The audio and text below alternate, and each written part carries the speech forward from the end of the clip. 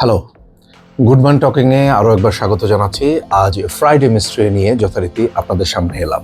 আজকের এই ঘটনাটা বেশ আগে শোনা এক বড় ভাইয়ের কাছ থেকে। আমার জীবনে সরাসরি কোনো ঘটনা এটি নয়, এবং যার মীমাংসা তিনিও যেমন করতে পারেননি, আমিও যথেষ্ট নিজেকে যুক্তিবাদী মানুষ মনে করি, সেই জায়গা থেকে আমিও এর কোনো মীমাংসা করতে পারিনি। ওই গল্পটাই আজকে আপনাদের কাছে তুলে ধরতে চাই ফ্রাইডে মিস্ট্রিতে। উনি যতটা জানিয়েছিলেন সময়কালটা হবে 1995 থেকে 2000-এর মধ্যে কোনো একটা সময়।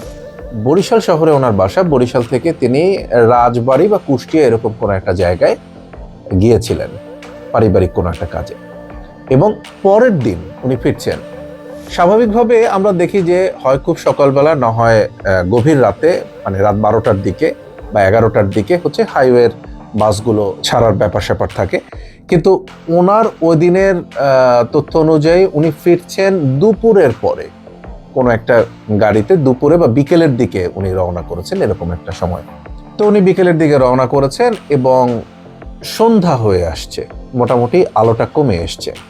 যতটুকু তার দেওয়া ইনফরমেশন অনুযায়ী উনি সম্ভবত জুলাই আগস্ট মাস এরকম কোনো একটা সময়, অর্থাৎ দিন বেশ বড়। তারপরে সন্ধ্যা হয়ে আসছে, অর্থাৎ আলো কমে এসছে, গাড়ি চলছে। মোটামুটি একটু অন্ধকার নামতেই হঠাৎ করে গাড়ির মধ্যে সমস্যা দেখা দিল।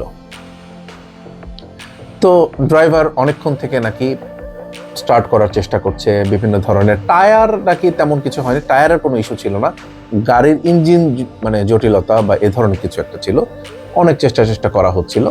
এক পর্যায়ে এরকম শুনশান জায়গা, খুব কাছাকাছি তেমন কোনো বাজার ঘাট এরকম নাই, একটু বিপদেই পড়লো সবাই, কারণ ওই সময় তো আর মোবাইলের যুগ না যে ফট করে একটা কল দিবে এবং কাউকে পাঠাতে বলবে বা এরকম কোনো কিছু তখন আসলে সুযোগ ছিল না।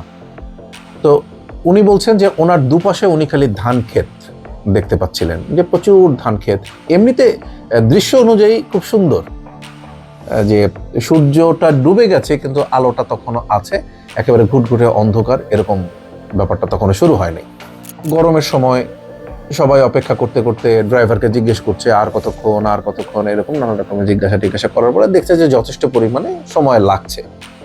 তো কি হয়, এরকম বাসগুলোতে যখন অনেকক্ষণ যাত্রীরা বসে থাকেন এবং বুঝতে পারেন যে বাসটা সময় নেবে ছাড়তে, তখন সবাই কি করে, একে একে নেমে যায় না, দুজন তিনজন, একজন দুজন এরকম করে নামে। তো সবাই নেমে যাচ্ছে, নেমে গিয়ে একটু বাইরে দাঁড়াচ্ছে, গা হাত পা একটু নাড়াচাড়া করছে। কেউ হয়তো অনেক সময় পার হচ্ছে, তখন কার্ড বের করলো, কার্ড বের করে দু তিনজন মিলে খেলতে বসলো। তো ওই কর্নার থেকে হয়তো আবার দুই তিনজন বসলো, তারা গল্প করছে, আড্ডা দিচ্ছে। সবই হচ্ছে এই রাস্তার পাশের যে মাটির মতো যে জায়গাটা, ঘাসের মতো জায়গাটা এবং গাছগাছালি ওখানে। আমার ওই বড় ভাইও নামলেন, হ্যাঁ উনিও নামলেন, এবং নেমে উনি তো তখন খুব একটা বড় না, ইয়াং, আর বেশ শান্তশিষ্ট মানুষ। কি করবেন বুঝে উঠতে পারছিলেন না, কারো সাথে পরিচয় নাই, তেমন কোনো জানাশোনা নাই, বাসের মধ্যে দিয়ে একবার হয়তো আই কন্ট্যাক্ট, তাদের সাথে কি বা বলবেন, কি করবেন।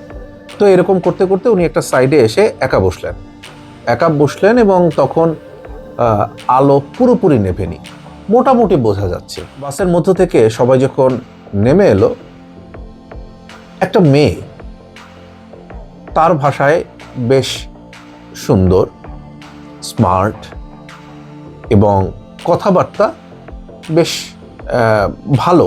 পরে উনি জানতে পারেন যে উনি লোকাল কেউ ছিলেন না, উনিও যাত্রী। তো এসে যথারীতি ওনাকে এভাবেই বললেন যে এক্সকিউজ মি, আপনি কি জানেন বাসের এই সমস্যা ঠিক করার জন্য কেউ কি কোথাও গিয়েছে বা কাউকে পাঠানো হয়েছে, মানে কি হবে।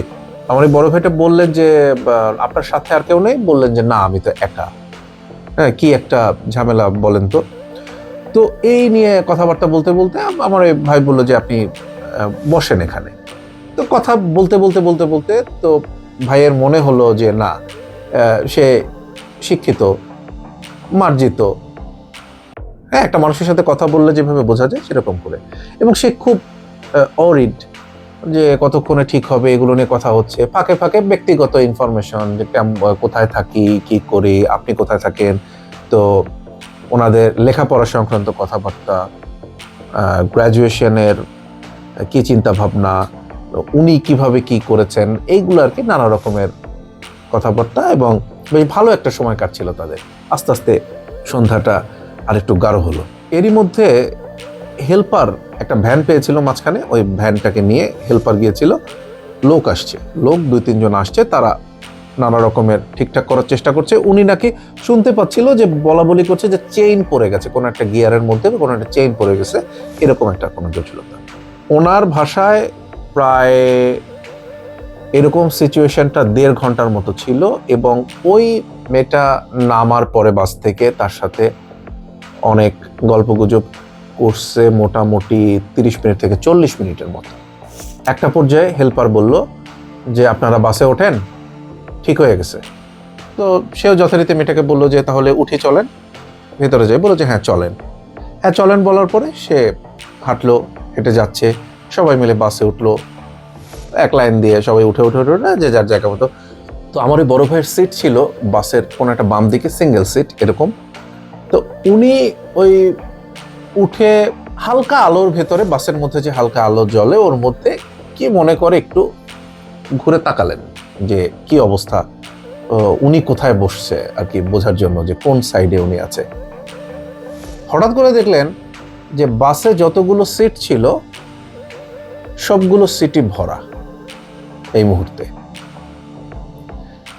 শুধুমাত্র উনি দাঁড়ানো, উনি বসলে পরই সবার বসা হবে।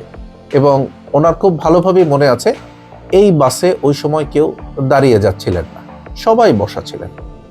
উনি রীতিমতো শক্ত হয়ে গেলেন, শক্ত হয়ে ব্যাপক ঘাড় ঘুরিয়ে খোঁজাখুঁজি করতে লাগলেন, যে মানে সে মিলাতে চাচ্ছে এবং সে বুঝতে চাচ্ছে যে তার ভুল, তার এই মুহূর্তে ভুল হচ্ছে, আসলে ওই মেয়েটি আছে। ওই ঘাড় ঘুরিয়ে সে আর মেয়েটাকে পেল না। এক পর্যায়ে এসে বাসের নাকি তার পাশ থেকে অন্য পাশে গিয়ে জানালা থেকে উকি দেওয়া শুরু করলো। পরে একজন উঠে বলল ভাই কি কাউকে রেখে আসছেন বা কেউ কি ছিল আপনার সাথে? তখন বাকিরা বলছে যে না না না, সব সিট তো ভরা, সবাই তো আছে। সে কোনো কথা বলল না, সে জাস্ট ঘুরে আবারও প্রত্যেকটা সিটের মানুষের মুখের দিকে তাকালো, সবগুলো সিট ভরা এবং তার সিটটাই শুধুমাত্র ফাঁকা, কারণ সে এখনো বসেনি। সে বসলে পরে অল কমপ্লিট। এই গল্পটা সে আমাকে বলল, এবং এই গল্পটা বলার সময় আমার মনে হলো তার ভেতরে এক ধরনের মানে হয় না একটা ইলিউশন, কথা বলার সময় যে হারায় যাওয়া, এবং একটা মানুষ যে প্রচণ্ড সত্যভাবে কোনো একটা ইনভলভ হয়ে কোনো একটা কথা বলছে, এইটা তার চোখে মুখে আমি খুঁজে পাচ্ছিলাম। এই রহস্যের কোনো কুল কিনারা উনি কখনো করতে পারেননি, উনি হয়তো পরে ভুলেও গেছেন। আর আমার যেহেতু এইসব ব্যাপারে যথেষ্ট পরিমাণে আগ্রহ, আমি খুব সিরিয়াস হয়েছিলাম যে এটার একটা কোনো ইকুয়েশন মিলানো যায় কিনা। আমি কোনো ইকুয়েশন মিলাতে পারিনি। আপনারা কি পারবেন? আপনাদের কি মনে হয় কমেন্ট করে জানান। হ্যাঁ আমি জানি ভৌতিক একটা ব্যাখ্যা থাকবে, জিনের একটা ব্যাখ্যা থাকবে, এগুলোর তো আছেই। এর বাইরে থেকে আর কোনো ব্যাখ্যা কি আপনাদের মাথায় আসে কিনা জানাবেন। ভালো থাকেন সবাই, কথা হবে আবার।